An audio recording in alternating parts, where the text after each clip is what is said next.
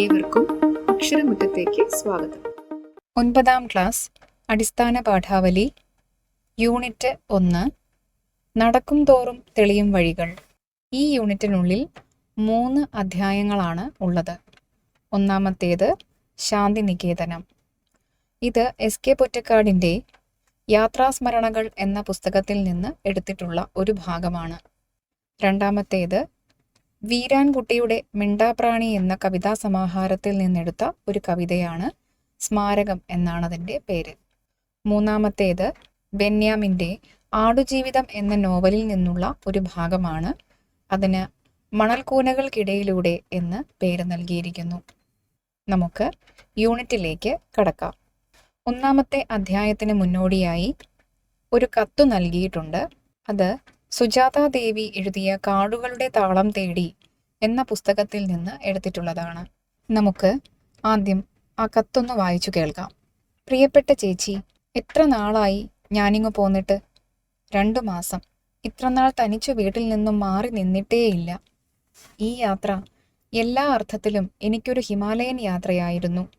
12 വർഷത്തെ സാധാരണ ജീവിതത്തിൽ നിന്ന് നേടുന്നതിൽ എത്രയോ അധികം അനുഭവ പാഠങ്ങൾ 2 മാസത്തെ യാത്രയിൽ നിന്നു ഞാൻ പഠിച്ചു. കഴിഞ്ഞ തീർത്ഥാടനവും ഈ പഠനാടനവും കൂടി ജീവിതത്തിൻ്റെ എത്ര മുഖങ്ങൾ എനിക്ക് കാണിച്ചു തന്നു. ഇക്കോളജിയേക്കാളും സോഷ്യോളജിയേക്കാളും പരുക്കൻ ജീവിത പാഠങ്ങളാണ് ഞാൻ നന്നായി പഠിച്ചതെന്ന് തോന്നുന്നു. വഴിവക്കിലെ പെട്ടിക്കടയിൽ നിന്നും ഭക്ഷണം കഴിക്കാൻ, പീടിക തിണ്ണയിലും ചായക്കടയിലും അന്തിയുറങ്ങാൻ, അപരിചിതരുടെ സൈക്കിളിൻ്റെ പിന്നിലും ലോറിയിലുമൊക്കെ കയറി യാത്ര ചെയ്യാൻ, റിസർവേഷൻ ഇല്ലാത്ത ട്രെയിനിൽ ഇടനാഴിയിൽ പെട്ടിയിൽ കുത്തിയിരുന്നുറങ്ങാൻ, രോഗങ്ങളെ ചെറുക്കാൻ, സ്വന്തം ഭാരം സ്വയം ചുമക്കാൻ, മര്യാദക്കാരോടും മര്യാദ ഇല്ലാത്തവരോടും പെരുമാറാൻ, സ്വയം സൂക്ഷിക്കാൻ, തനിച്ചിരിക്കാൻ.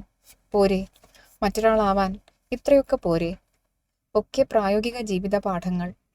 കാട്ടിനുള്ളിലെ ജീവിതത്തിൻ്റെ താളമൊന്നു വേറെ. അത് സുഖകരമായ അനുഭൂതിയാണ്. കാടും മലയും പുഴയും കൂടെ തന്നതൊക്കെ പറയാൻ വാക്കില്ല. ആ ഐന്ദ്രിയാനുഭൂതികൾ ഉള്ളിൽ നിറഞ്ഞു വിങ്ങുന്നത് എന്നെങ്കിലും ഇറ്റു കവിതയായെങ്കിൽ ഞാൻ ധന്യയായി. അന്യരായ മനുഷ്യരുമായി ഇടപഴകിയപ്പോൾ അവരുടെയൊക്കെ ജീവിതാനുഭവങ്ങൾ എൻ്റേതായി മാറിയതുപോലെ കണ്ണീരും നോവും ചിരിയും കലർന്ന ആ കഥകൾ എന്നെ സാഡർ ആൻഡ് വൈസറാക്കുമോ എന്നറിഞ്ഞില്ല. എന്തായാലും നിധികുംഭങ്ങളാണ് ഹിമാലയം തന്നതൊക്കെ. ഈ യാത്ര ഒരു തുടക്കം മാത്രമാണെന്ന് ഞാൻ കരുതുന്നു. അറിവിൻ്റെയും അനുഭൂതിയുടെയും ഈ നീരൊഴുക്ക് ഉറവ പൊട്ടി തുളുമ്പിയത് കെട്ടിനിർത്താനുള്ളതല്ലെന്നും ഞാൻ അറിയുന്നു. ഇതിൻ്റെ ആഴവും ഒഴുക്കും വർദ്ധിക്കാൻ, ഇത് എത്തേണ്ടയിടത്ത് ചെന്നെത്താൻ അപ്രമേയതയുടെ കാരുണ്യം ഗംഗാപ്രവാഹമായി അലിഞ്ഞെത്തി എന്നെ അനുഗ്രഹിക്കട്ടെ. വേഗം നാട്ടിലെത്താം. വീട്ടിലെത്താൻ തിരക്കായി. സ്വന്തം അനുജത്തി. കാടുകളുടെ താളം തേടി സുജാതാ ദേവി. അപ്പോൾ നമുക്ക് നോക്കാം എന്താണ് ഈ കത്തിൽ പറഞ്ഞിരിക്കുന്നത് എന്ന്. ഇത് പ്രാഥമികമായി ഒരു അനുജത്തി അവളുടെ ജ്യേഷ്ഠത്തിക്ക് എഴുതിയ കത്താണ്. വീട്ടിൽ നിന്ന് എല്ലാവരെയും വിട്ട് മാറി നിൽക്കുന്ന ഒരാളുടെ അനുഭവങ്ങളും വികാരങ്ങളും ഒക്കെ ഈ കത്തിനുള്ളിൽ നമുക്ക് കാണാൻ സാധിക്കുന്നുണ്ട്. ഇതിൽ നിന്ന് പ്രധാനമായും നാം കാണേണ്ടുന്ന 1-2 കാര്യങ്ങൾ എന്തൊക്കെയാണെന്ന് നോക്കാം. 1, ഒരു സ്ത്രീ അല്ലെങ്കിൽ ഒരു വ്യക്തി എന്നുള്ള നിലയിൽ അവർ തനിച്ച് യാത്ര ചെയ്യുന്നത് ഇതാദ്യമാണ്. ഇതിനു മുൻപൊരു തീർത്ഥാടനം പോയിട്ടുണ്ട് എന്ന് പറയുന്നുണ്ട്. ഇത് പഠനാടനമാണ്. ഒരു സ്റ്റഡി ടൂറിൻ്റെ ഭാഗമായിട്ടാണ് പോയത്. എവിടേക്കാണ് പോയത്? ഹിമാലയത്തിലേക്കാണ് പോയത്. അതും ഒറ്റയ്ക്ക്. ഇതിനു മുൻപൊരിക്കലും അത്തരത്തിലൊരു യാത്ര അവർ നടത്തിയിട്ടില്ല. ഈ 2 യാത്രകളും, ഇതിനു മുൻപുള്ള ആ തീർത്ഥാടനവും ഇപ്പോഴുള്ള ഈ പഠനാടനവും കൂടി അവർക്ക് സമ്മാനിച്ചത് വളരെ വലിയ അനുഭവ പാഠങ്ങളാണ്. തീർത്ഥാടനത്തിൻ്റെ ഭാഗമായി ഇതിനു മുൻപ് ഒരുപാട് സ്ഥലങ്ങൾ സന്ദർശിക്കുമ്പോൾ അവർക്ക് പുതിയ പുതിയ അനുഭവങ്ങൾ ഉണ്ടായിട്ടുണ്ട്. അതിൽ നിന്ന് ധൈര്യം ആർജിച്ചുകൊണ്ടാണ് സുജാതാ ദേവി ഇപ്പോൾ ഈ പഠനാടനത്തിന് അല്ലെങ്കിൽ ഈ സ്റ്റഡി ടൂറിന് പുറപ്പെട്ടത്. ഹിമാലയൻ യാത്രയും, ഹിമാലയൻ യാത്ര എന്നൊരു പ്രയോഗം ഇവിടെ കാണുന്നില്ലേ? ഹിമാലയൻ യാത്ര എന്നതുകൊണ്ട് ഉദ്ദേശിച്ചിരിക്കുന്നത് 2 കാര്യങ്ങളാണ്. ഒന്ന് ഹിമാലയത്തിലേക്കുള്ള യാത്ര എന്നുള്ളത്, മറ്റൊന്ന് ഹിമാലയൻ യാത്ര എന്ന പ്രയോഗത്തിന് വളരെ പ്രയാസമുള്ള കാര്യം ചെയ്യൽ എന്നുകൂടി അർത്ഥമുണ്ട്. അപ്പോൾ ഹിമാലയൻ യാത്ര എന്ന് പറയുന്നത് ഒന്ന് ഹിമാലയത്തിലേക്കുള്ള യാത്ര എന്നുള്ള അർത്ഥവും മറ്റൊന്ന് തനിച്ചുള്ള, പ്രയാസപ്പെട്ടുള്ള, ഒരുപാട് കഷ്ടതകൾ നിറഞ്ഞുള്ള ഒരു യാത്ര എന്നുള്ള അർത്ഥവും ഇതിനുണ്ട്. അങ്ങനെ ഒരു യാത്രയാണ് ഇവിടെ സുജാതാദേവി നടത്തിയിരിക്കുന്നത്. അതുവരെ ജീവിതത്തിന്റെ സുഖസൗകര്യങ്ങൾ അനുഭവിച്ച് ജീവിച്ചിരുന്ന ഒരു സ്ത്രീ ആ സുഖസൗകര്യങ്ങളെ എല്ലാം ത്യജിച്ചുകൊണ്ട്, അല്ലെങ്കിൽ അതിനെയെല്ലാം നിരാകരിച്ചുകൊണ്ട്, തനിക്ക് ഒരു പരിചയവുമില്ലാത്ത ചുറ്റുപാടുകളിലേക്ക് ഒറ്റയ്ക്ക് യാത്ര ചെയ്യുകയാണ്. അതിൽ നിന്ന് അവർ ആ സുഖസൗകര്യങ്ങളെ എല്ലാം മറികടക്കാനും സുഖസൗകര്യങ്ങളുടെ സുരക്ഷിതത്വം ഒരുക്കിയിരുന്ന ഒരു പ്രത്യേക ലോകത്തിൽ നിന്നും പുറത്തു കടക്കാനും അവർക്ക് കഴിയുന്നുണ്ട്. ഇതിൽ പറയുന്നത് എന്താണ്? പെട്ടിക്കടയിൽ നിന്ന് ഭക്ഷണം കഴിക്കാനും പീഡിക തിണ്ണയിൽ കിടന്നുറങ്ങാനും അപരിചിതരുടെ സൈക്കിളിന്റെ പിന്നിൽ കയറി സഞ്ചരിക്കാനും ഒക്കെ അവർ ശീലിച്ചിട്ടുണ്ട്. അതുവരെയും അവർക്ക് സ്വന്തമായി വാഹനമുണ്ടായിരുന്നിരിക്കാം, അല്ലെങ്കിൽ അവരെ പോകേണ്ട ഇടത്തൊക്കെ കൊണ്ടുപോകാൻ ആൾക്കാരുണ്ടായിരുന്നിരിക്കാം. പക്ഷേ ഇപ്പോഴവർ സഞ്ചരിക്കാൻ ഏതൊരു മനുഷ്യന്റെയും സൈക്കിൾ പോലും മതി എന്നുള്ളൊരവസ്ഥയിലേക്ക് പരിണമിച്ചിരിക്കുകയാണ്. മുന്തിയ ഹോട്ടൽ വേണമെന്നില്ല ഭക്ഷണം കഴിക്കാൻ, വിശപ്പുണ്ടായിരുന്നാൽ മതി വഴിയിൽ കാണുന്ന ഏതു കടയിൽ നിന്നും ആഹാരം കഴിക്കാൻ അവർ തയ്യാറാകുന്നുണ്ട്. അതുപോലെ പട്ടുമെത്ത വേണമെന്നില്ല, എവിടെയും കിടന്നുറങ്ങിയാൽ മതി, ഉറക്കം വരണം എന്നാൽ ഉറങ്ങാം എന്നുള്ള ഒരവസ്ഥയിലേക്ക് അവർ മാറിയിരിക്കുകയാണ്. അപ്പോൾ ജീവിതത്തിന്റെ ഏറ്റവും പ്രാഥമികമായ ആവശ്യങ്ങൾ മാത്രം നിറവേറ്റിക്കൊണ്ട് ജീവിക്കാൻ കഴിയും എന്നുള്ള ഒരു ചിന്താഗതിയിലേക്ക് മാറാൻ സുജാതാദേവിയെ ഈ യാത്ര സഹായിച്ചു എന്ന് പറയുന്നുണ്ട്. അപ്പോൾ ആദ്യമേ പറഞ്ഞു പഠനാടനമായിരുന്നു ഇതെന്ന്. അപ്പോൾ ഇത്തരം ജീവിതാനുഭവങ്ങൾ മാത്രമല്ല, പഠനത്തിന്റെ ഭാഗമായുള്ള കാര്യങ്ങളും ഇവിടെ രേഖപ്പെടുത്തേണ്ടതുണ്ട്, അല്ലേ? അപ്പോൾ പറയുന്നുണ്ട്, കാട് തരുന്ന അനുഭവം എന്താണ്? അത് മറ്റൊന്നാണ്. അതിൻ്റെ സുഖകരമായ അനുഭൂതിയും മറ്റൊന്നാണ്. കാടും മലയും പുഴയും കൂടി അവരെ വ്യക്തിപരമായിട്ടും അല്ലെങ്കിൽ അക്കാദമികമായിട്ടും, അക്കാദമികം എന്നാൽ പഠനത്തിന്റെ ഭാഗമായിട്ടും പഠിപ്പിച്ച കാര്യങ്ങൾ നിരവധിയാണ്. ഇതെല്ലാം അവരെന്ത് ചെയ്യുന്നുണ്ട്? ഓർമ്മയിൽ കൂട്ടിവെക്കുന്നുണ്ട്. ഇതെല്ലാം കൂടി ഒരു ദിവസം എന്നെങ്കിലും ഒരിക്കൽ ഒരു കവിതയായി എഴുതി പകർത്തി വെക്കാൻ സാധിക്കുമെങ്കിൽ അവരുടെ ജീവിതം ധന്യമായി എന്നും അവർ കരുതുന്നുണ്ട്. ഇത്രയൊക്കെ ആണെങ്കിലും ഇതിനകത്ത് നാം ശ്രദ്ധിക്കേണ്ടുന്ന ഒരു വസ്തുത കൂടിയുണ്ട്. കണ്ട കാഴ്ചകളെല്ലാം വളരെ മനോഹരമാണെന്ന് പറയുന്നു, കിട്ടിയ അനുഭവങ്ങളെല്ലാം പുതിയതാണെന്നും ഉപയോഗപ്രദമാണെന്നും പറയുന്നുണ്ട്. എന്നിരുന്നാലും കത്തിന്റെ അവസാനം എങ്ങനെയാണെന്ന് നോക്കൂ. വീട്ടിലേക്ക് വരാൻ ധൃതിയായി എന്നാണ് പറയുന്നത്. എന്താണ്? വേഗം നാട്ടിലെത്താം, വീട്ടിലെത്താൻ തിരക്കായി എന്ന് പറയുന്നു. അപ്പോൾ ഒരു മനുഷ്യൻ എവിടെയൊക്കെ സഞ്ചരിച്ചാലും അവന്റെ വേരുകൾ ആത്യന്തികമായി അവന്റെ വീടിനുള്ളിൽ, അവന്റെ നാട്ടിൽ തന്നെയായിരിക്കും. കാണുന്ന കാഴ്ചകളെല്ലാം കൗതുകമുണർത്തുന്നവയും പുതിയ അനുഭവങ്ങൾ സമ്മാനിക്കുന്നവയും ആയിരിക്കാം. അവയെല്ലാം എഴുത്തിനും ജീവിത പാഠങ്ങൾ പഠിക്കുന്നതിനും ഉപയോഗപ്രദമായിരിക്കാം. പക്ഷേ അവൻ എവിടേക്ക് മടങ്ങി വരണം? സ്വന്തം നാട്ടിലേക്ക്, സ്വന്തം ഗൃഹത്തിലേക്ക് മടങ്ങി വന്നാൽ മാത്രമേ ആ ഓർമ്മകളെ താലോലിച്ച് ജീവിക്കാനോ അവയെക്കുറിച്ച് എഴുതാനോ അല്ലെങ്കിൽ വീണ്ടും ഒരു യാത്രയ്ക്ക് തയ്യാറെടുക്കാനോ കഴിയുകയുള്ളൂ. അതുകൊണ്ട് എല്ലാ മനുഷ്യനും ആത്യന്തികമായി മടങ്ങിയെത്താൻ ആഗ്രഹിക്കുന്നത് തൻ്റെ നാട്ടിലേക്ക് തന്നെയാണ്. ഏതൊക്കെ കാഴ്ചകൾ കണ്ടാലും ഏതൊക്കെ നാടുകൾ കണ്ടാലും അവൻ എപ്പോഴും അവൻ്റെ ഓർമ്മകളുടെയും ആത്മാവിൻ്റെയും വേര് സ്വന്തം നാട്ടിൽ പടർത്തിയിട്ടിരിക്കുന്നു എന്ന് നാം മനസ്സിലാക്കണം.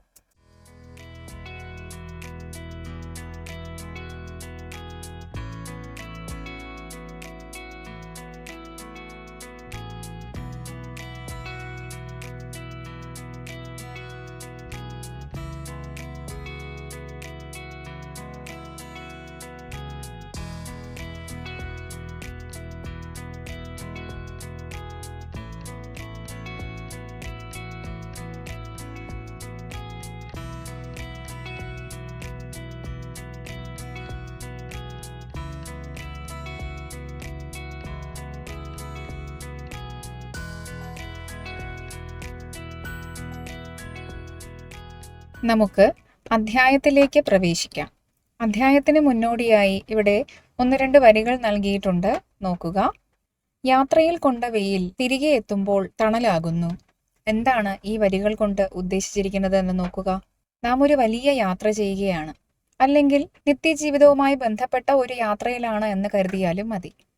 നിങ്ങളൊക്കെ സ്കൂളിലേക്ക് പോകുന്നുണ്ട്. പോയിട്ട് ഒരു ഉച്ച സമയത്ത് നിങ്ങൾ തിരിച്ച് വീട്ടിലേക്ക് വരുന്നു എന്ന് സങ്കല്പിക്കുക. നിങ്ങളുടെ കയ്യിൽ കുടയുമില്ല. കനത്ത വെയിലായിരിക്കും അല്ലേ ഉച്ച സമയത്ത്? പലപ്പോഴും നമ്മുടെ കയ്യിൽ വെള്ളം ഉണ്ടാകണം എന്നും ഇല്ല. അങ്ങനെയുള്ളപ്പോൾ ഈ വെയിലെല്ലാം കൊണ്ട് തളർന്ന് ക്ഷീണിച്ച് നാം വീട്ടിലെത്തിച്ചേരും. വീട്ടിൽ വന്നൊന്ന് ഇരുന്ന് ഭാരമെല്ലാം ഇറക്കി വെച്ച് ഒരു നുറുക്ക് വെള്ളം കുടിച്ചു കഴിയുമ്പോൾ നമുക്കുണ്ടാകുന്ന ആശ്വാസം വളരെ വലുതാണ്, അല്ലേ? അപ്പോഴുണ്ടാകുന്ന ആശ്വാസം എവിടെ നിന്ന് വന്നു? നിങ്ങൾക്ക് തോന്നാം അത് ആ വീടിനുള്ളിൽ നിന്നാണ് വന്നത് എന്ന്. തീർച്ചയായും വീടൊരുക്കുന്ന ഒരു സുരക്ഷിതത്വം നമുക്ക് കിട്ടുന്നുണ്ട്. എങ്കിലും അപ്പോൾ തോന്നുന്ന ആ ആശ്വാസം നമുക്ക് സമ്മാനിച്ചത് വീടല്ല, മറിച്ച് കുറച്ചു മുൻപ് നാം കൊണ്ട ആ വെയിലാണ്. എന്താണതിന് കാരണം? അത്തരം രൂക്ഷമായ അസഹ്യമായ ഒരു വെയിൽ കൊണ്ട് നാം തിരിച്ച് വീട്ടിലെത്തിയത് കൊണ്ടാണ് തണലിൻ്റെ വില നാം മനസ്സിലാക്കുന്നത്, അല്ലേ? ഒരു വെയിലുമേൽക്കാതെ വളരെ സുരക്ഷിതമായി, വളരെ സുഖകരമായി, സുരക്ഷിതമായ ഒരു കാലാവസ്ഥയിലാണ് നിങ്ങൾ വീട്ടിലേക്ക് നടന്നു വന്നതെങ്കിൽ വീടിൻ്റെ കുളിർമയും ആശ്വാസവും നിങ്ങൾക്ക് മനസ്സിലാവുകയില്ല. ഇതാണ് ഈ വരികൾ കൊണ്ട് ഉദ്ദേശിച്ചിരിക്കുന്നത്. ശാന്തിനികേതനം എന്ന പാഠഭാഗത്തിലേക്ക് കടക്കാം. ഇതൊരു യാത്രാവിവരണ കൃതിയാണ്. എസ്.കെ. പൊറ്റക്കാടിൻ്റെ യാത്രാസ്മരണകൾ എന്ന് പറയുന്ന പുസ്തകത്തിൽ നിന്നാണ് ഈ ഭാഗം എടുത്തിട്ടുള്ളത്. യാത്രാവിവരണം എന്താണ് എന്ന് കൂട്ടുകാർ അറിയുന്നതിന് വേണ്ടി ഒന്ന് പറയുകയാണ്. യാത്രാവിവരണം എന്നാൽ, അല്ലെങ്കിൽ സഞ്ചാര സാഹിത്യം എന്നാൽ, ഒരു യാത്രയെക്കുറിച്ചുള്ള കാര്യങ്ങൾ ഓർത്തു വെച്ച് അതിൽ സാഹിത്യത്തിൻ്റെ അംശങ്ങൾ കൂടി ചേർത്ത് എഴുതുന്നതിനെയാണ് നാം സഞ്ചാര സാഹിത്യം എന്ന് വിളിക്കുന്നത്. ഇത് സാധാരണ രീതിയിൽ ഒരു എഴുത്തുകാരൻ്റെ ഏതെങ്കിലും ഒരു യാത്രയെ സംബന്ധിക്കുന്നതോ അയാൾ യാത്ര ചെയ്തപ്പോഴുണ്ടായ അനുഭവത്തെ കുറിക്കുന്നതോ ഒക്കെ ആയിരിക്കാം. ഇതിനെ ഇംഗ്ലീഷിൽ ട്രാവലോഗ് എന്നാണ് വിളിക്കുന്നത്. നമുക്ക് പാഠഭാഗത്തിലേക്ക് പോകാം. ഈ പാഠഭാഗത്തിൻ്റെ വിശകലനവും പാഠഭാഗ പ്രവർത്തനങ്ങളുടെ ഭാഗമായുള്ള ചോദ്യങ്ങളുടെ ഉത്തര മാതൃകകളും ഉൾക്കൊള്ളുന്നതാണ് ഈ വീഡിയോ.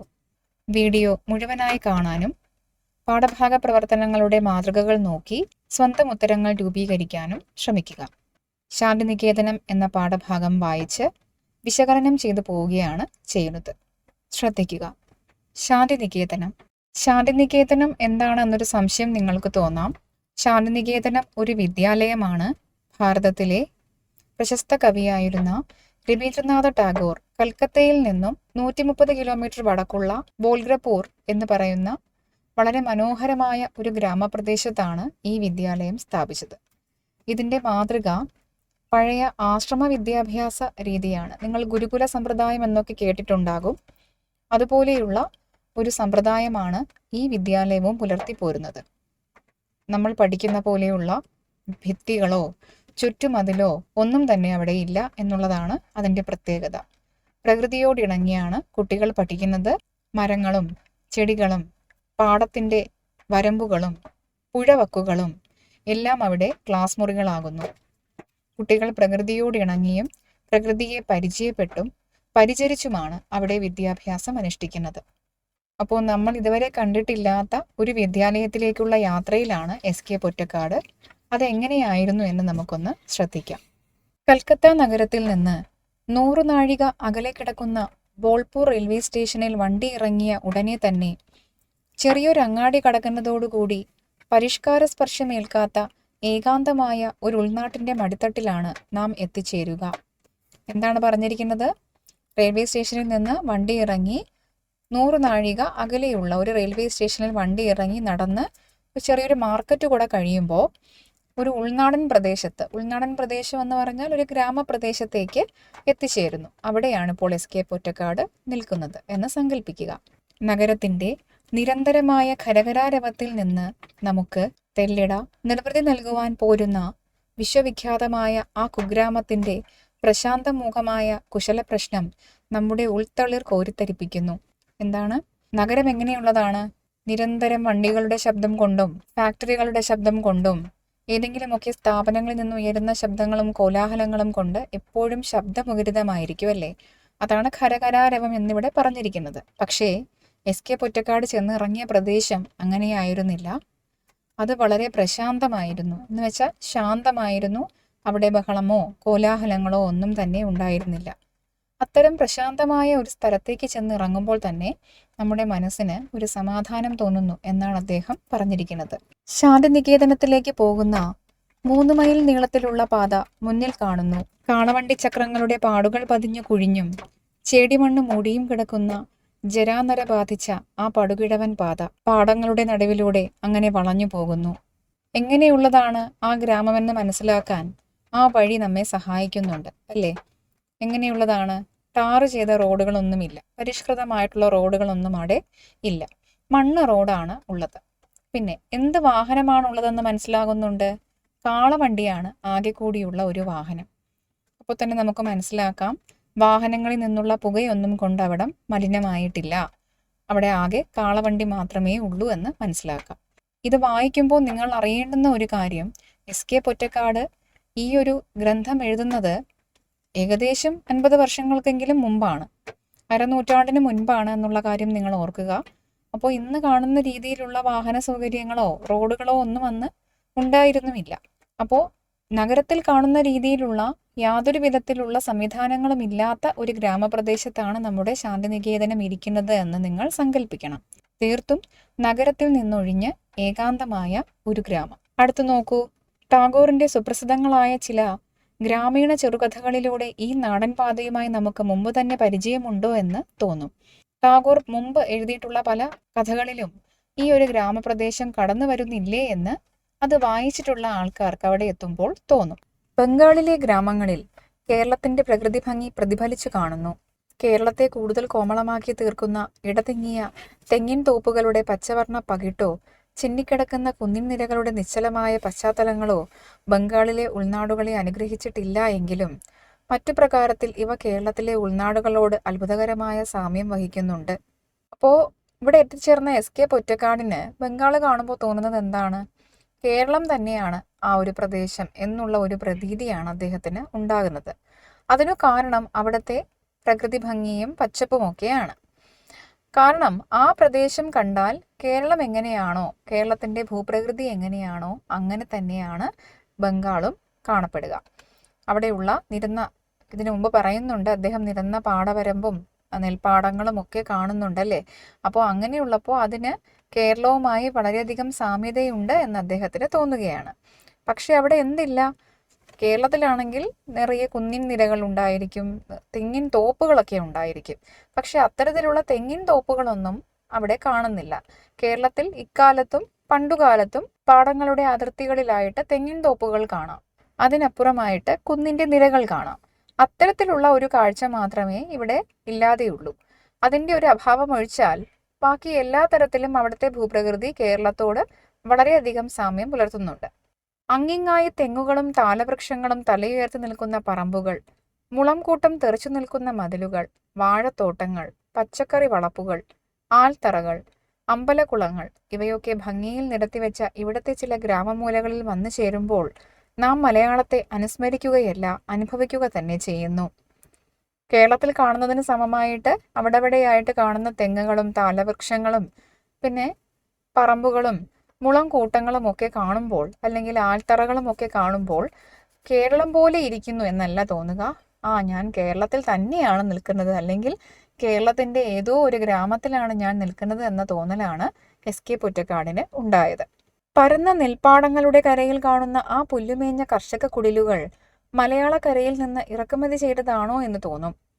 ആ മാതൃകയിലുള്ള പുല്ലുമാടങ്ങൾ മലയാളത്തിലും ബംഗാളിലുമല്ലാതെ ഇന്ത്യയിൽ മറ്റൊരിടത്തും കാണുകയില്ല. അപ്പോൾ ഈ നെൽപ്പാടത്തിനൊക്കെ നടുവിൽ ഓലമേഞ്ഞ പുൽക്കുടിലുകളെ കാണാൻ സാധിക്കും.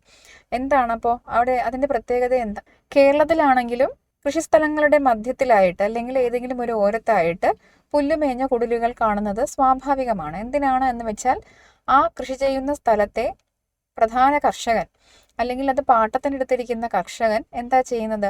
അയാൾക്ക് രാത്രി കാലങ്ങളിൽ ഇതിനൊക്കെ വെള്ളമൊഴിക്കുന്നതിന് വേണ്ടിയിട്ടും പിന്നെ കൃഷി മൃഗങ്ങളൊന്നും വന്ന് നശിപ്പിക്കുന്നില്ല എന്ന് ഉറപ്പുവരുത്തുന്നതിനുമായിട്ട് കൃഷിക്കാരെന്ത് ചെയ്യും? പാടങ്ങളുടെ അടുത്ത് തന്നെയായിട്ട് പുല്ലുമേഞ്ഞ ചെറിയ ചെറിയ കുടിലുകളിൽ താമസിക്കുക പതിവാണ്. ആ ഒരു കാഴ്ച ബംഗാളിലും കാണാൻ സാധിച്ചു എന്നാണ് എസ്.കെ. പൊറ്റക്കാട് പറയുന്നത്. ആ മാതൃകയിലുള്ള പുല്ലുമാടങ്ങൾ മലയാളത്തിലും ബംഗാളിലുമല്ലാതെ ഇന്ത്യയിൽ മറ്റൊരിടത്തും കാണുകയില്ല. ഇവിടെ ഒരു വാക്ക് നിങ്ങൾ ശ്രദ്ധിച്ചായിരുന്നോ? എന്താ പറഞ്ഞിരിക്കുന്നത്? മലയാളത്തിലും ബംഗാളിലുമല്ലാതെ. മലയാളത്തിലും എന്നുദ്ദേശിച്ചത് മലയാളം സംസാരിക്കുന്ന പ്രദേശം എന്നാണ്. അതായത് കേരളത്തിലും ബംഗാളിലുമല്ലാതെ ഇത്തരത്തിലുള്ള കുടിലുകൾ മറ്റെങ്ങും കാണാൻ സാധിക്കുകയില്ല. അപ്പോൾ കേരളത്തിലെ ഭൂപ്രകൃതി മാത്രമല്ല, അവിടെയുള്ള കുടിലുകളുടെ നിർമ്മാണ രീതിയിലും കേരളവുമായിട്ട് ബംഗാൾ വളരെയധികം സാമ്യം പുലർത്തുന്നുണ്ട് എന്ന് മനസ്സിലാക്കാം. നമുക്ക് ശാന്തിനികേതനത്തിലേക്ക് പതുക്കെ യാത്ര തുടരാം. പാതയുടെ ഇരുപാടും കണ്ണെത്താത്ത ദൂരത്തോളം വ്യാപിച്ചു കിടക്കുന്ന നെൽപ്പാടങ്ങളിൽ കറുത്ത പുള്ളികൾ പോലെ തോന്നുന്ന പുല്ലുമാടങ്ങളിൽ നിന്ന് അത്താഴമൊരുക്കുന്നതിന്റെ പുക നേരിയ ചുരുളുകളായി മേഘബാധയില്ലാത്ത മാനത്തേക്ക് ഉയർന്നുകൊണ്ടിരിക്കുന്നു. അപ്പോൾ അത് അദ്ദേഹം എത്തുമ്പോഴേക്കും വൈകുന്നേരമായി എന്ന് വേണം നമ്മൾ മനസ്സിലാക്കാൻ. എന്താണ് തയ്യാറാക്കുന്നത്? പുല്ലുമാടങ്ങളിൽ അത്താഴം ഒരുക്കുന്നതിൻ്റെ ഒരു സൂചനയാണ് കാണുന്നത്. അപ്പോൾ അങ്ങനെ നിരന്നു കിടക്കുന്ന വിശാലമായ പാടങ്ങളുടെ അരികിൽ അല്ലെങ്കിൽ നടുക്കുഭാഗത്തായിട്ട് എന്തുണ്ടെന്ന് പറയുന്നു? പുല്ലുമേഞ്ഞ ചെറിയ ചെറിയ കുടിലുകളുണ്ട് എന്ന് പറയുന്നു. ആ കുടിലുകളിൽ നിന്ന് അത്താഴം ഒരുക്കുന്നതിന്, അത്താഴം എന്ന് പറഞ്ഞാൽ എന്താണ്? രാത്രി കഴിക്കുന്ന ഭക്ഷണമാണ് അല്ലേ? അപ്പോൾ രാത്രി കഴിക്കുന്ന ഭക്ഷണം ഒരുക്കുന്നതിനുള്ള ഒരുക്കങ്ങൾ ആ വീടുകൾക്കുള്ളിൽ നടക്കുകയാണ്. അതിൻ്റെ ഭാഗമായിട്ട് അടുപ്പ് കത്തിക്കുമ്പോഴുണ്ടാകുന്ന പുക നേരിയ ചുരുളുകളായിട്ട് ആകാശത്തേക്ക് ഉയർന്നുയർന്നു പോകുന്നുണ്ട്. മേഘബാധയില്ലാത്ത മാനം എന്ന് പറഞ്ഞാൽ മേഘാവൃതമല്ലാത്ത തെളിഞ്ഞ ആകാശം എന്നർത്ഥം. അപ്പോൾ ആ തെളിഞ്ഞ ആകാശത്തേക്ക്, തെളിഞ്ഞു വെളുത്ത അല്ലെങ്കിൽ നീല നിറത്തിലുള്ള ആകാശത്തിലേക്ക് എന്തു പോകുന്നു? ഈ കുടിലുകളിൽ നിന്ന് പുക ചുരുളുകളായി ഉയർന്നുയർന്ന് പൊക്കൊണ്ടിരിക്കുന്നു എന്ന് അർത്ഥം. ഇങ്ങനെ പല ഗ്രാമീണ കാഴ്ചകളും കണ്ടുകൊണ്ട് തെല്ലുദൂരം നടന്നാൽ നാം കുറെ കൂടി ചെറിയ വീടുകൾ ചിതറിക്കിടക്കുന്ന ഒരു പ്രദേശത്തു ചെന്നെത്തും. അവിടെ നിന്ന് അങ്ങോട്ട് വഴി കാണുന്നില്ല. നാം സംശയിക്കുന്നു, വിശ്വവിഖ്യാതമായ ആ സർവകലാശാല എവിടെ? ഇങ്ങനെ എസ്.കെ. പൊറ്റക്കാട് നടന്നു പോകുമ്പോൾ പല ഗ്രാമീണ കാഴ്ചകളും കാണുന്നുണ്ട്. അവിടെയായി ചെറിയ ചെറിയ വീടുകളൊക്കെ കാണാം. അവിടെ നിന്ന് അങ്ങോട്ട് വഴി കാണുന്നില്ല. അങ്ങനെ വന്നപ്പോൾ അദ്ദേഹത്തിന് സംശയം, അയ്യോ, വിശ്വവിഖ്യാതമായ ആ സർവകലാശാല എവിടെ? ഏതാണ് ആ സർവകലാശാല? ശാന്തിനികേതനം. അതെവിടെയാണ് എന്നുള്ള സംശയം തോന്നുന്നു. ഞാൻ അവിടെ കണ്ട ഒരു ബംഗാളിയോട് ചോദിക്കുക തന്നെ ചെയ്തു, ശാന്തിനികേതനത്തിലേക്കുള്ള വഴി ഏതാണ്? അപ്പോൾ അദ്ദേഹം അവിടെ കണ്ട ഒരു ബംഗാളി എന്ന് പറയുമ്പോൾ നിങ്ങൾ മനസ്സിലാക്കേണ്ടത് അദ്ദേഹം നിൽക്കുന്നത് കൊൽക്കത്തയിലാണ്, ബംഗാളിലാണ് നിൽക്കുന്നത്. അവിടെ ആരേ ഉണ്ടാകൂ? മലയാളി ഉണ്ടാകില്ല, ബംഗാളിയാണ് ഉണ്ടാവുക. ആ നാട്ടുകാരനായ ഒരാളാണ്. അദ്ദേഹത്തോട് എവിടെയാണ് ശാന്തിനികേതനം എന്ന് ചോദിച്ചു. അയാൾ ആദ്യം സംശയാത്മകമായി എന്നെ ഒന്ന് വീക്ഷിച്ചു. പിന്നെ എൻ്റെ അജ്ഞതയ്ക്ക് ഒരു പുഞ്ചിരി സമ്മാനിച്ചുകൊണ്ട് നാലുപാടും ചൂണ്ടിക്കാണിച്ചു പറഞ്ഞു തന്നു, ഇതെല്ലാം തന്നെ ശാന്തിനികേതനം. എന്താണ്? അപ്പോൾ ആ ബംഗാളി പുറം നാട്ടുകാരനായ ഒരാൾ അവിടെ വന്ന് ശാന്തിനികേതനം അന്വേഷിക്കുന്നത് കേട്ടിട്ട് ആദ്യം അയാളെ ഒന്ന് സംശയത്തോടെ നോക്കി. ആരെ? എസ്.കെ. പൊറ്റക്കാടിനെ ഒന്ന് സംശയത്തോടെ നോക്കി. എന്നിട്ട് പറഞ്ഞു, എന്താണ്? ഈ കാണുന്നതൊക്കെ തന്നെയാണ് ശാന്തിനികേതനം. ഈ പരന്നു കിടക്കുന്ന വയലുകളും ഈ ഗ്രാമവും ഇവിടെ കാണുന്ന ചെറു ചെറു കുടിലുകളും തെങ്ങിൻ തോപ്പുകളും എല്ലാം അടങ്ങുന്ന മനോഹരമായ ഈ പ്രകൃതി തന്നെയാണ് എന്ത്? ശാന്തിനികേതനം എന്ന് നമുക്ക് വിശ്വസിക്കേണ്ടി വരുന്നു. നാം കുറഞ്ഞൊന്ന് ലജ്ജിക്കുന്നു. നമ്മുടെ ഭാവനയിൽ വർത്തിച്ചിരുന്ന വിശ്വവിദ്യാലയം മാഞ്ഞു പോകുന്നു. പകരം ഒരു പുണ്യാശ്രമം മുമ്പിൽ തെളിഞ്ഞു കാണുന്നു. അപ്പോൾ എസ്.കെ. പൊറ്റക്കാട് അവിടെ എത്തും വരേക്കും വിചാരിച്ചിരുന്നത് എന്താണ്? നമ്മുടെ നാട്ടിലുള്ളതുപോലെ കെട്ടിടങ്ങളൊക്കെയുള്ള ഒരു 5-6 നില വലിയൊരു കെട്ടിടമായിരിക്കണം, അല്ലെങ്കിൽ ഒരു വലിയ സമുച്ചയമായിരിക്കണം, കെട്ടിട സമുച്ചയമായിരുന്നിരിക്കണം ശാന്തിനികേതനം എന്നൊക്കെയാണ് അദ്ദേഹം സങ്കല്പിച്ചിട്ടുണ്ടാവുക. പക്ഷെ അവിടെ എത്തിയപ്പോൾ അതൊന്നും തന്നെയില്ല. അങ്ങനെയുള്ള സംവിധാനങ്ങളൊന്നും കാണുന്നില്ല. വലിയ വയലുകളും തെങ്ങിൻ തോപ്പുകളും ഒക്കെ അടങ്ങുന്ന മനോഹരമായ ഒരു ഗ്രാമപ്രദേശം. ആ പ്രദേശം തന്നെയാണ് എന്ത്? ശാന്തിനികേതനം. അവിടെ ജീവിച്ചും അവിടെ പണിയെടുത്തും അവിടുത്തെ മണ്ണിനോടും പ്രകൃതിയോടും വായുവിനോടും ഇണങ്ങിയുമാണ് അവിടുത്തെ കുട്ടികൾ വിദ്യാഭ്യാസം ആർജിച്ചിരുന്നത്. അതിനെക്കുറിച്ച് ഓർത്തപ്പോൾ എസ്.കെ. പൊറ്റക്കാടിന് ഒരല്പം ലജ്ജ തോന്നി. ഞാൻ ഇതുവരെ കരുതിയിരുന്നത് പോലെയുള്ള ഒരു കെട്ടിടത്തിൽ ഒതുങ്ങുന്ന ഒന്നല്ലല്ലോ ശാന്തിനികേതനം എന്ന്. അതെ, ഇന്ത്യയിലെ മറ്റൊരു വിശ്വവിഖ്യാത കലാകേന്ദ്രമായ ബനാറസ് ഹിന്ദു യൂണിവേഴ്സിറ്റിയെ പോലെ കണ്ണഞ്ചിപ്പിക്കുന്ന റോസ് വർണ്ണത്തിലുള്ള കെട്ടിടങ്ങളുടെ ഖണ്ഡാകൃതിയിലുള്ള ശൃംഗങ്ങളോ സർവകലാശാലയുടെ നാമധേയം ബൃഹത് ലിപികളിൽ എഴുതിവെച്ച ഗംഭീര ഗോപുരദ്വാരമോ ഇവിടെ നമ്മുടെ നയനങ്ങളെ എതിരേൽക്കുവാനില്ല. ഇന്ത്യയിലെ തന്നെ മറ്റൊരു പ്രശസ്തമായ സർവകലാശാലയാണ് ബനാറസ് ഹിന്ദു യൂണിവേഴ്സിറ്റി. അവിടെ ഒരുപാട് കോഴ്സുകൾ പഠിപ്പിക്കുന്നുണ്ട്, ഒരുപാട് പാഠ്യവിഷയങ്ങളുണ്ട്, ഒരുപാട് തരത്തിലുള്ള ആൾക്കാർ, പല പ്രായത്തിലുള്ളവർ അവിടെ പഠിക്കുന്നുണ്ട്. ഗവേഷകരായിട്ടും വിദ്യാർത്ഥികളായിട്ടുമൊക്കെ അവിടെ പഠിക്കുന്നുണ്ട്. ആ ബനാറസ് ഹിന്ദു യൂണിവേഴ്സിറ്റിയിൽ നാം ചെന്നാൽ കാണുന്ന കാഴ്ച എന്ന് പറഞ്ഞാൽ വലിയ വലിയ കെട്ടിടങ്ങൾ അവിടെയുണ്ട്. ഓരോ കെട്ടിടത്തിൻ്റെയും മുൻപിൽ പേരെഴുതി വെച്ചിട്ടുണ്ട്. ഏതൊക്കെ അധ്യാപകരാണ് പഠിപ്പിക്കുന്നതെന്നും ഏതൊക്കെ ഡിപ്പാർട്ട്മെന്റുകൾ എവിടെയൊക്കെയാണുള്ളത് എന്നും സൂചിപ്പിക്കുന്ന ദിശാസൂചികളും മാപ്പുകളും ഒക്കെ നമുക്കവിടെ കാണാൻ സാധിക്കും. അങ്ങനെയുള്ള സംവിധാനങ്ങളൊന്നും തന്നെ അത്രത്തോളം തന്നെ പ്രശസ്തമായ ശാന്തിനികേതനത്തിൽ കാണുന്നില്ല എന്ന് എസ് കെ പൊറ്റക്കാട് ഓർക്കുന്നു. അപ്പോൾ നമ്മൾ മനസ്സിലാക്കാനുള്ളത് എസ് കെ പൊറ്റക്കാട് ഈ 2 സ്ഥലങ്ങളും സന്ദർശിച്ചിട്ടുണ്ട് എന്നാണ്. ശാന്തിനികേതനത്തിന് അതിർത്തി നിർണയം ചെയ്യുന്ന ഭിത്തികൾ പോലുമില്ല. വായുവിൽ സംഗീത വീചികൾ പോലെ പരിസരത്തിലെ വിശാലതയിൽ കുറെ കുടിലുകൾ ഉൾച്ചേർന്ന് കിടക്കുന്നു. പുല്ലുമേഞ്ഞ കുറെ കുടിലുകളുടെയും മാന്തോപ്പുകളുടെയും പുൽത്തകിടികളുടെയും മധ്യേ ഒരു വിശ്വവിദ്യാലയം സ്ഥിതി ചെയ്യുന്നുണ്ടെന്ന് നമുക്കാദ്യം വിശ്വസിക്കുവാൻ കഴിയില്ലെങ്കിലും ക്രമേണ ഇവിടത്തെ പരിസരങ്ങളുമായി നാം പരിചയപ്പെടുമ്പോൾ നമുക്ക് തോന്നിത്തുടങ്ങും, കൂറ്റൻ കെട്ടിടങ്ങൾ ഈ പ്രദേശത്തെ അലങ്കോലപ്പെടുത്താഞ്ഞത് എത്ര നന്നായി എന്ന്. ആദ്യം എസ് കെ പൊറ്റക്കാടിനുണ്ടായത് ഒരു അമ്പരപ്പാണ്. ഇത്രമേൽ പ്രശസ്തമായ ഒരു വിദ്യാലയത്തിന് ഒരു കെട്ടിടം പോലും ഇല്ലല്ലോ എന്നുള്ളത്. പക്ഷേ ഇത്രയും നേരം ആ പ്രദേശത്തിന്റെ ആ ഗ്രാമത്തിന്റെ പ്രകൃതി ഭംഗി ആസ്വദിച്ചുകൊണ്ട് അതിലേ നടന്നു വന്ന അദ്ദേഹത്തിന് അപ്പോൾ തോന്നുകയാണ്, ഇവിടെയെങ്ങും ഒരു കെട്ടിടമില്ലാഞ്ഞത്, അല്ലെങ്കിൽ കെട്ടിടങ്ങൾ കൊണ്ട് നിറച്ച് ഈ പ്രദേശത്തെ അലങ്കോലപ്പെടുത്താത്തത് എത്ര നന്നായി എന്ന്. വലിയ വലിയ കെട്ടിടങ്ങൾ വന്നിരുന്നെങ്കിൽ നമ്മൾ കുറച്ചു മുമ്പ് കേട്ട പോലെയുള്ള വിവരണങ്ങൾ, മനോഹരമായ ആ പ്രദേശത്തെക്കുറിച്ചുള്ള വിവരണങ്ങൾ നമുക്ക് വായിച്ചറിയാൻ സാധിക്കുമായിരുന്നില്ല. കാരണം ആ പ്രദേശം അലങ്കോലപ്പെട്ടു പോയേനെ. സ്കൂൾ കെട്ടിടങ്ങളും അതിനോടനുബന്ധിച്ചുള്ള ഓഫീസ് കെട്ടിടങ്ങളും അതുമായി ബന്ധപ്പെട്ട ക്യാൻറ്റീനുകളും അങ്ങനെയുള്ള എല്ലാ കെട്ടിടങ്ങളും വന്നു കഴിയുമ്പോൾ ക്രമേണ അവിടുത്തെ പ്രകൃതിയെ എന്ത് ചെയ്യേണ്ടി വരും? ദ്രോഹിക്കേണ്ടി വരും അല്ലേ? മരങ്ങളൊക്കെ വെട്ടി മുറിച്ചൊക്കെ ആയിരിക്കണം ബിൽഡിങ് കെട്ടേണ്ടി വരിക. അപ്പോൾ അങ്ങനെയുള്ള സംവിധാനങ്ങളൊന്നും അവിടെ ഇല്ലാഞ്ഞത് നന്നായി എന്ന് അദ്ദേഹത്തിന് തോന്നുന്നു.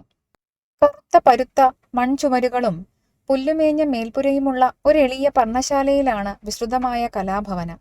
വിശ്വഭാരതി സർവകലാശാലയിലെ ഒരു പ്രത്യേക വിഭാഗമാണ് ഇത്.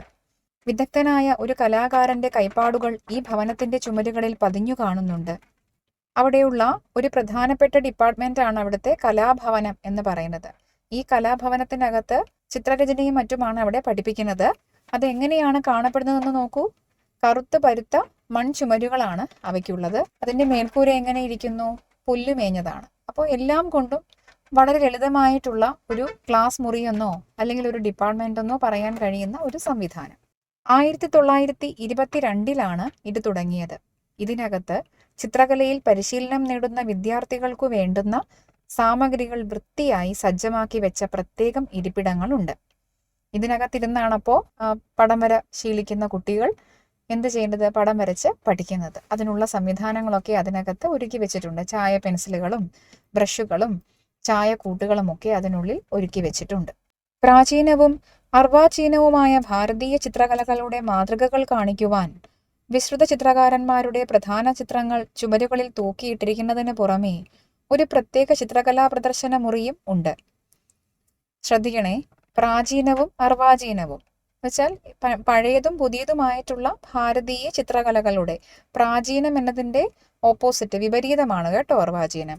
അപ്പോൾ പുതിയതും പഴയതുമായിട്ടുള്ള ഭാരതീയ ചിത്രകലകളുടെ മാതൃകകൾ കാണിക്കുന്നതിന് വേണ്ടി വിശ്രുതന്മാരായ ചിത്രകാരന്മാർ ആരൊക്കെയാണ്? രാജാ രവിവർമ്മയെ പോലെയൊക്കെയുള്ള ചിത്രകാരന്മാരുടെ പ്രധാനപ്പെട്ട ചിത്രങ്ങളൊക്കെ ചുമരിൽ എന്ത് ചെയ്തിട്ടുണ്ട്? തൂക്കിയിട്ടിട്ടുണ്ട്. അതിനു പുറമെ ഒരു പ്രത്യേക ചിത്രകലാ പ്രദർശന മുറിയും അവിടെയുണ്ട്. ഇതുപോലെയുള്ള ചിത്രങ്ങൾ, പ്രശസ്തമായ ചിത്രങ്ങളുടെയൊക്കെ മാതൃകകൾ സൂക്ഷിച്ചിരിക്കുന്ന ഒരു മുറി കൂടി അവിടെ ഉണ്ട്. ഇവയിൽ ടാഗോർ വരച്ച ചില ആദ്യ ചിത്രങ്ങളും അദ്ദേഹത്തിന്റെ സ്വന്തം കൈയക്ഷരത്തിലുള്ള ചില ഇംഗ്ലീഷ് കവിതകളും നന്ദാലാൽ ബോസിന്റെ ചില ചിത്രങ്ങളും അദ്ദേഹം ഭംഗിയായി ഇംഗ്ലീഷിൽ പകർത്തിയ where the mind is without fear എന്ന് തുടങ്ങുന്ന ഗീതാഞ്ജലിയിലെ സുപ്രസിദ്ധ വരികളും നമ്മെ പ്രത്യേകം ആകർഷിക്കുന്നു. അതിൻ്റെ ഉള്ളിൽ ചിത്രങ്ങൾ മാത്രമല്ല, ടാഗോറിന്റെ ചില വരികളും എഴുതി ഫ്രെയിം ചെയ്ത് വെച്ചിട്ടുണ്ട്. കലാഭവന വിദ്യാർത്ഥികളുടെ പ്രത്യേക ഉപയോഗത്തിനായി കലാപരമായ ഗ്രന്ഥങ്ങൾ മാത്രം അടങ്ങിയ ഒരു ഒന്നാന്തരം ഗ്രന്ഥശാലയും ഇതിലുണ്ട്. അപ്പോൾ അവിടെ പഠിക്കുന്ന കുട്ടികൾക്ക് വേണ്ടിയിട്ടുള്ള ഒരു ലൈബ്രറി, പുസ്തകങ്ങളും അടുക്കി വെച്ചിട്ടുള്ള ഒരു ലൈബ്രറി കൂടി അതിൻ്റെ ഉള്ളിലുണ്ട്. സുപ്രസിദ്ധ കലാകാരനായ നന്ദാലാൽ ബോസിന്റെ കീഴിലാണ് കലാഭവനം.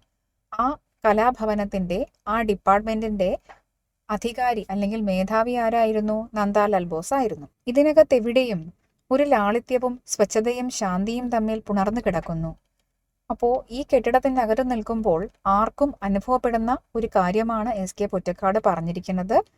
ഒരു ലാളിത്യവും സ്വച്ഛതയും ശാന്തിയും സമാധാനവും എന്തുമാത്രം സിമ്പിളാണ് ഇവിടെയുള്ള സംവിധാനങ്ങൾ എന്നുള്ള തോന്നലും അവിടെ ഉണ്ടാകുന്നുണ്ട്.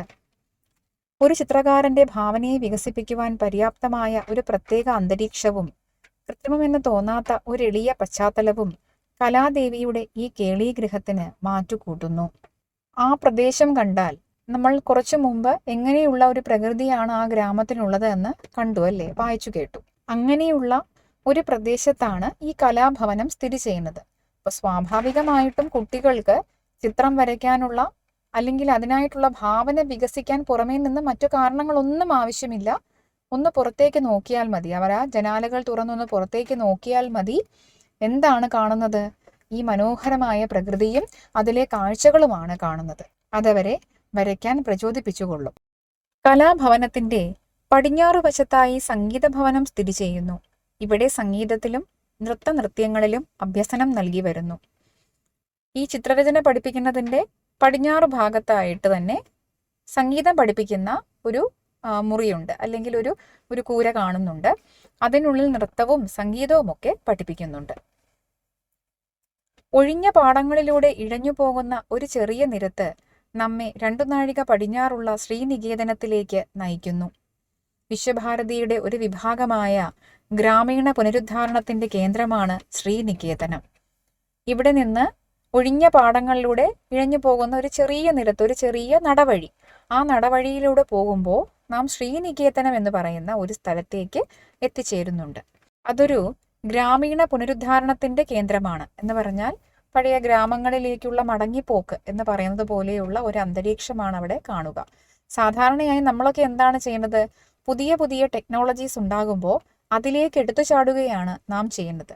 പക്ഷേ ഈ ഗ്രാമം അല്ലെങ്കിൽ ഈ ശ്രീനികേതനം എങ്ങനെയുള്ളതാണ്?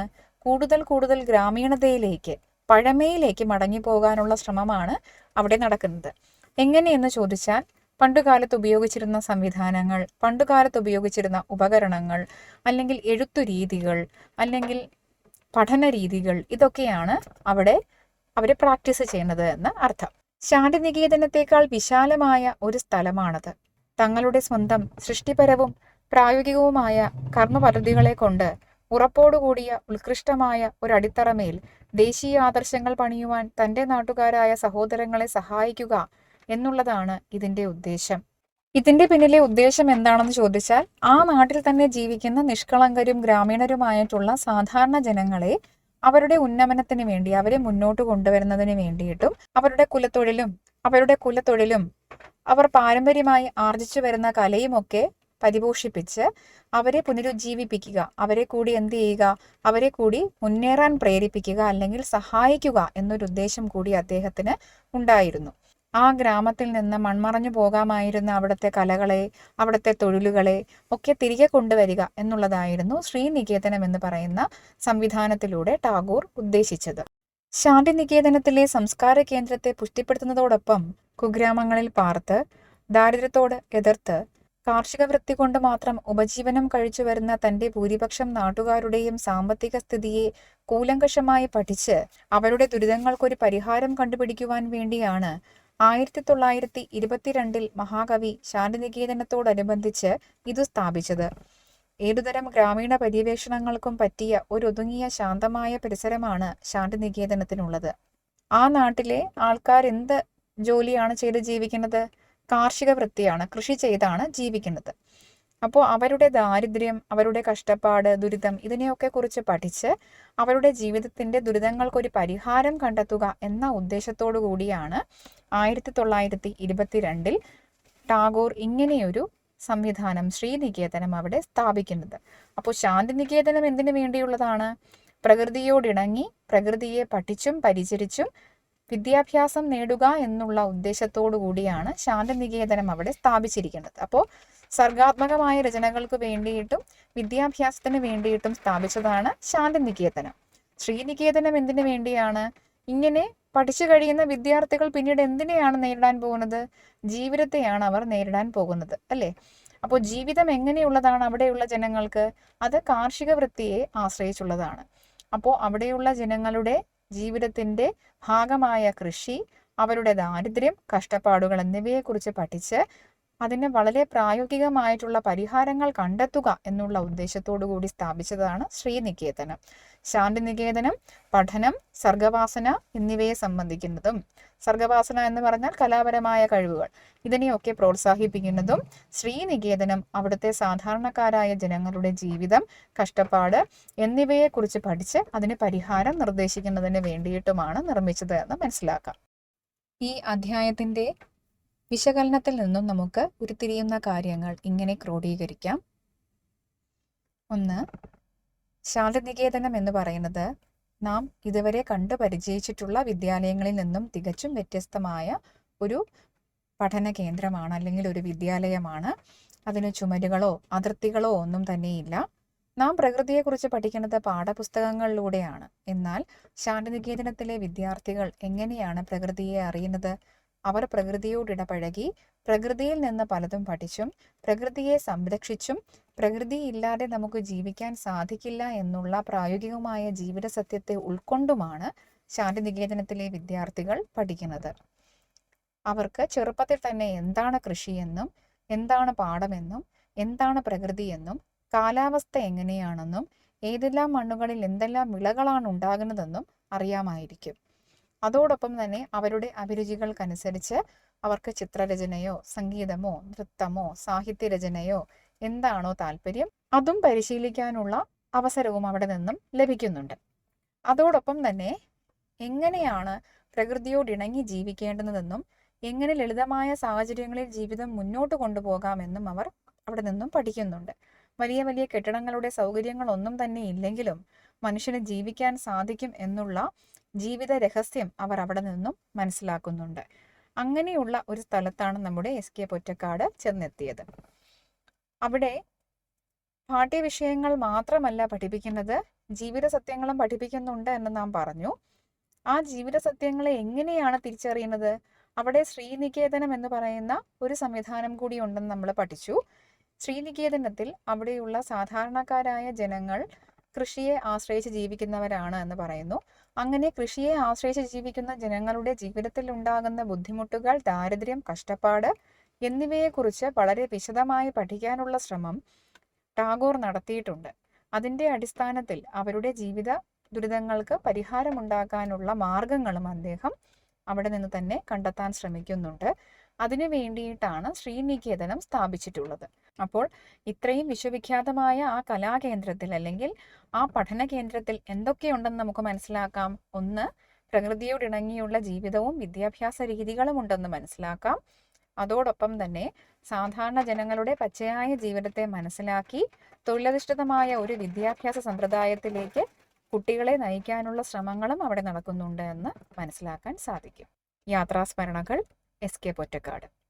അടുത്തതായിട്ട് ഈ പാഠഭാഗവുമായി ബന്ധപ്പെട്ട പാഠഭാഗ പ്രവർത്തനങ്ങളുടെ ഉത്തര മാതൃകകൾ നൽകുന്നുണ്ട്. അവ ശ്രദ്ധയോടെ കണ്ട് നോട്ടിലേക്ക് പകർത്തി എഴുതാനും പഠിക്കാനും ശ്രമിക്കുക. അതോടൊപ്പം തന്നെ ഈ മാതൃകകളെ മുൻനിർത്തി നിങ്ങളുടേതായ ഉത്തരങ്ങൾ രൂപീകരിക്കാനും ശ്രദ്ധിക്കുക. നന്ദി.